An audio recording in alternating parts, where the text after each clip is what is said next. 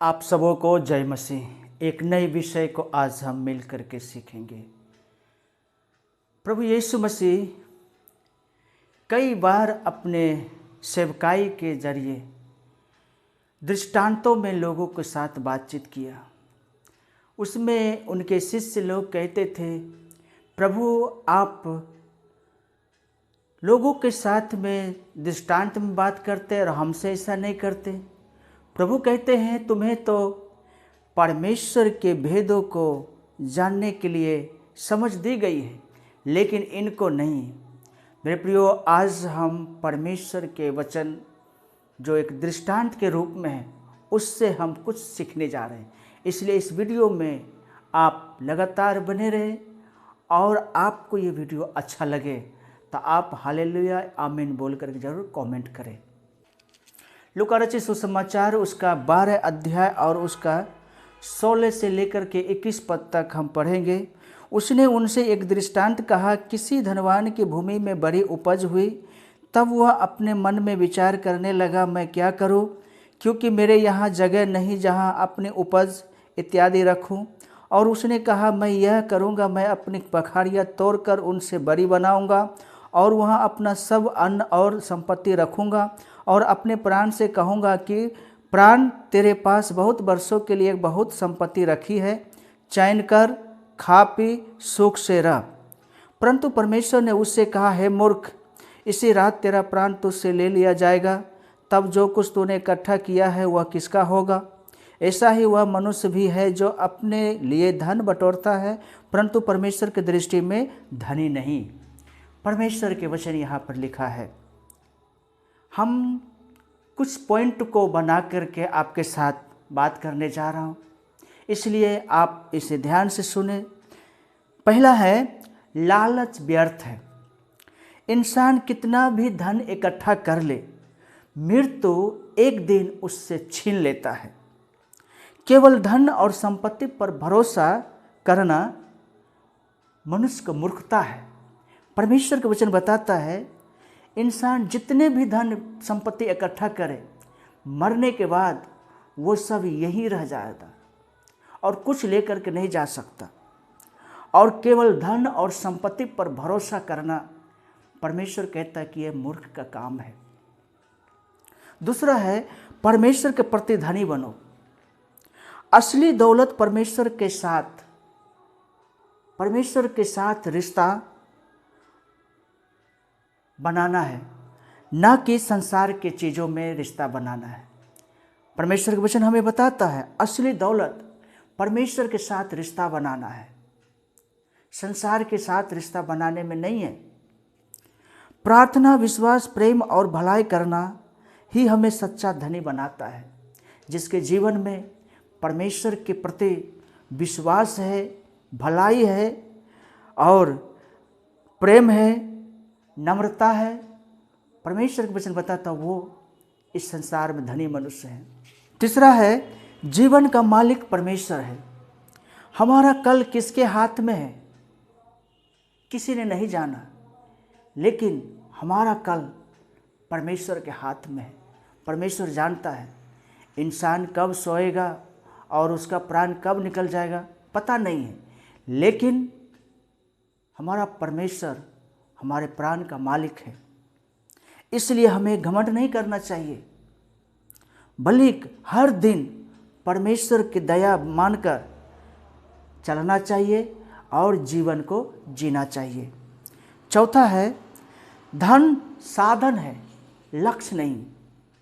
धन परमेश्वर का दिया हुआ आशीष है, जिससे हमें दूसरों का मदद करना चाहिए, भलाई करना चाहिए और दिन दहाड़े सहाय लोगों को उनके साथ हमें मदद करना चाहिए। परमेश्वर का वचन बताता है, धन जो इंसान को दिया जाता है वो परमेश्वर की ओर से एक आशीष है और उस आशीष में से दूसरों के प्रति दया दिखाना है, कृपा दिखाना, भलाई करना है, मदद करना है, जो दिन सहाय लोग हैं। यदि हम केवल अपने ही सुख और मौज के लिए रखेंगे तो यह व्यर्थ है। परमेश्वर कहता है जो धन आपको दिया गया है वो केवल आपका ही सुख के लिए नहीं है, बल्कि उसमें से आप दूसरों को सहायता करें, मदद करें। इसलिए परमेश्वर ने आपको धन दिया है। सरल भाषा में समझे तो यीशु प्रभु हमें सिखाते हैं कि धन बुरा नहीं है, पर धन ही को सब कुछ मानना बुरी बात है। जो आदमी केवल अपने लिए धन जमा करता है वह परमेश्वर की दृष्टि में मूर्ख है। असली बुद्धिमानी यह है कि हम परमेश्वर के साथ अपना रिश्ता मजबूत बनाएं और दूसरों के साथ प्रेम को बांटें। परमेश्वर का वचन हमें बताता है, यीशु प्रभु हमें सिखाती है, धन बुरा नहीं है, पर धन को सब कुछ मान लेना ये बुरी बात है।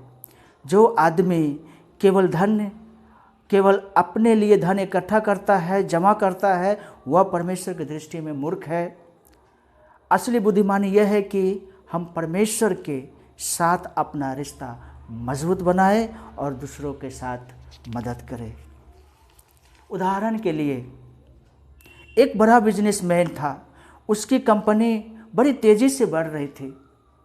वह सोचने लगा अब मैं एक बड़ी फैक्ट्री बनाऊंगा और पैसा अधिक कमाऊंगा, फिर आराम से जीऊंगा और ऐश करूंगा, मौज मस्ती करूंगा। उसने कभी यह नहीं सोचा कि ये सब धन संपत्ति देने वाला केवल परमेश्वर है। ये उनके मन में, विचार में नहीं आया। उसने गरीबों का मदद नहीं किया, कंगालों के ऊपर दया नहीं किया, दान पुण्य नहीं किया, केवल अपने ही सुख, आराम और शांति के लिए उस धन संपत्ति को इस्तेमाल किया। लेकिन उसी रात उस व्यक्ति को, बिजनेसमैन को हार्ट अटैक होता है और वो आदमी मर जाता है। जो कुछ उसने धन को इकट्ठा किया उसमें से एक भी तिनका वो लेकर के नहीं जा सका। परमेश्वर का वचन हमें बताता है उसकी सारी दौलत, प्रॉपर्टी, बैंक बैलेंस सब इसी संसार में रह गया, कुछ भी लेकर के नहीं गया। अब वह कुछ भी साथ लेकर के नहीं जा सका। तो जो कुछ उसने इकट्ठा किया, मेहनत किया, उससे उसका क्या फ़ायदा हुआ?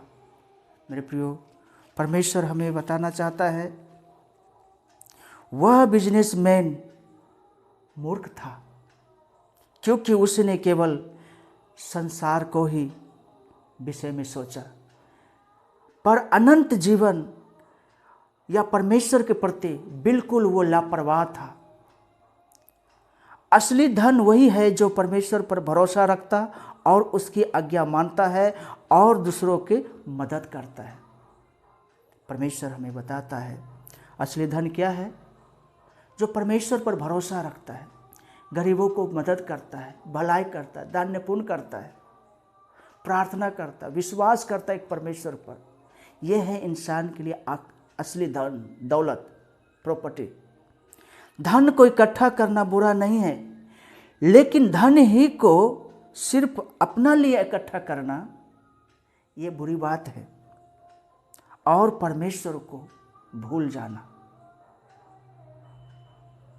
इसलिए यह दृष्टांत हमें चेतावनी देता है कि जीवन अनिश्चित है और असली तैयारी परमेश्वर के साथ संबंध बनाना है, उनके साथ जुड़ करके रहना है, उनके साथ मेल मिलाप करना है, उनसे हम मिले रहे, दुआ प्रार्थना में लगे रहे और परमेश्वर जो कुछ आशीष के रूप में हम इंसानों को देता है उसमें से हम दूसरों के लिए मदद के कारण बने, आशीष के कारण बने, भलाई करें।